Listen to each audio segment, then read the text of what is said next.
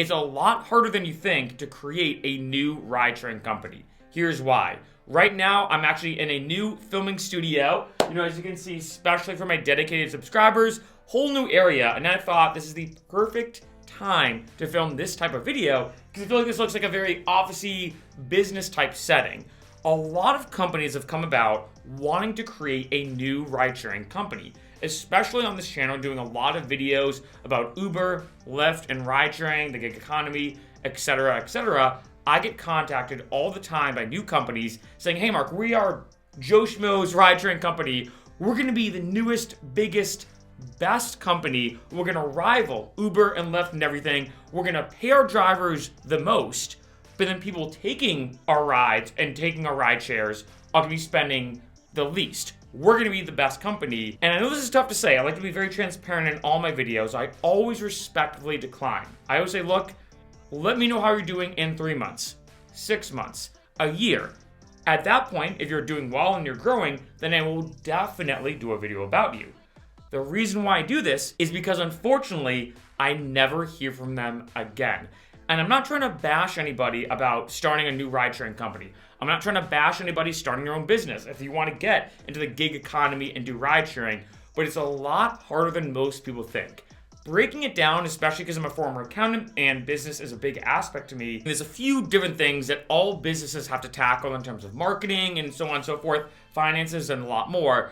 But I find specifically with ride sharing, there are two different huge hurdles and two different filters that kind of destroy 99.9% of companies. The first one is the ordering dynamic, and the second is the rider-driver seesaw. I'm gonna explain. Now, when it comes to the ordering dynamic, this is where I think most rideshare companies fail, and that is the timing. Now, taking a step back, let's say you wanna make a sport drink company. You wanna rival Gatorade. You want to be Prime, like Logan Paul and KSI just started their own sports hydration product called Prime. They're trying to rival with Gatorade, Powerade, and all these different ones. Let's say you want to make your own and you want to rival all those different companies. Well, if you think about it, the first thing you have to do is obviously make it and create the product, make a good product. Then you have to get shelf space. Very competitive in those markets. It's a brutal industry. However, once you, let's say, get put on that shelf, if you think about it, someone can buy your product in a month, 2 months, 3 months, 4 months, 5 months, however long it takes theoretically until something comes up, or of course, your product expires. This is a big thing to keep in mind, because if you look at yourself as the seller and the buyer, well, as the seller, I could put it on the shelf and 3 months later, someone can buy it. The timeline is massive. However, and this is where ride-sharing gets very, very difficult, is the timing has to be technically at the exact same time. Someone has to be on the road willing to pick other people up while other people are ordering a ride at the exact same time. It is not like a sports drink company, or like say you make a microphone, or you make chairs or tables or whatever. It's not like other products. So when it comes to the seller and buyer, the huge timeline is a huge gap. The seller could put, I don't know, this microphone on the shelf, and because it's not food or anything, it could be bought a year later. No issue. However, when it comes to ride sharing, those two things have to coincide at the exact same time. I've talked to a lot of drivers who tried driving for other companies. I'm not going to mention them because I don't want to bash them, but there's been some companies not only that are nationwide, but citywide as well. I remember there was one company that happened just in Boston. That's this main niche. It started in Boston, and I talked to some drivers and I was like, hey, you're driving for this company. How does it compare to Uber and Lyft? And they're like, I'm not gonna lie, I drove for them for 2 hours and I got one ride. That is the issue, that you need to have those two parties, the person driving and the person willing to ride or order that ride, happening at the exact same time. If one of those or both of them are mismatched, a ride will not happen and an order will not happen. This is why it's so difficult. Now, of course, when it comes to a lot of companies, you have to have things, like I said earlier, marketing, good finances, social media is a huge thing now, so on and so forth. But I think especially when it comes to ride sharing, your marketing needs to be super, super out there, because if you think about it, you need to market to drivers, but also to riders. You need to market to both. I mean, if you think about it, there's a very good reason why both Uber and Lyft have the Uber and Lyft app and the Uber driver and Lyft driver app, right? Those are two different markets. The marketing to hire drivers is vastly different than the marketing to hire riders. Obviously, there are some similarities, but that's why marketing is so tricky, because you have to appeal to both And obviously with every type of order that happens, that driver needs to be on the road at the exact same time that passenger orders a ride. That's the first reason why ride-sharing, in my opinion, is so tricky, is like I said, that transaction has to happen pretty much at the exact same time of both parties being present. Now, the second thing I talked about is the rider-driver seesaw. I briefly touched upon this at the beginning of this video, that a lot of companies, like I said, contact me and say, hey Mark, our passengers are gonna spend the least amount of money compared to Uber and Lyft, and the drivers are gonna make the most amount of money.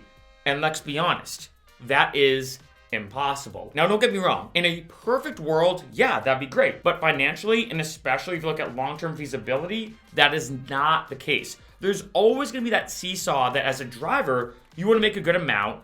But if you think about it, the more money you can make as a driver, like say per ride, for example, the more money a passenger has to spend, and vice versa. Let's say I want to bring someone 5 miles. And let's say for that 5-mile ride as a driver, I make $20. So the passenger pays 20 bucks, I make 20 bucks. In some cases, that may be good or bad. Obviously, it depends city to city. Maybe there's a concert. Maybe it's on the highway. Maybe you're hitting a bunch of traffic lights. Whatever the case is, when we think about it, let's say now that ride is 50% off. So I'm making $10, but the passenger is only spending $10. Passengers will love that. But as you can imagine, for drivers, they wouldn't like that. They'd rather make 20 bucks, but the passengers don't want to spend $20, they'd rather spend 10. This is where a huge seesaw exists, and these two numbers, as you can imagine, are directly correlated. The more someone's going to spend for a ride, the more a driver is going to make for a ride. The less that a driver gets for that same ride, the less a passenger is going to spend for that same ride. However, this gets a lot more complicated, as you can imagine, when you involve things like payroll, the company cuts, investors, and a lot more. Yeah, in a perfect world, let's make numbers super simple. Like I said, the driver gets 20 bucks, the passenger spends 20 bucks. But that's not really what would happen. Let's say the passenger spends 20 bucks, the driver, I'm making numbers up, might get 15 bucks. $5 of that, or 25% of that, then goes to the company. The company then takes that money and distributes it to, again, their payroll staff, their marketing department, their CEO, their customer support team, their investors, and a lot more. And as you can imagine, let's say they're giving drivers 75% of their profits, right? 75% of 20 is 15, so $5 goes to the company. $5, which is then distributed to all these different people in the company, that's going to spread very thin, very fast. It's only $5. So as you can imagine, you need a lot of rides to make this financially possible. If you take too much money away from the driver, a lot of drivers will not drive for you. If you charge the passenger too much, well, that's going to be bad. So you need to find that sweet spot between the passenger and the driver, and then take your cut enough, not too big of a cut, not too little of a cut, that you can pay your employees who are working for that company, in addition to investors, so on and so forth. And then finally, combining both these points that I mentioned, because you need so many rides, because you're taking a cut out of every ride to pay people the amount they want to get paid,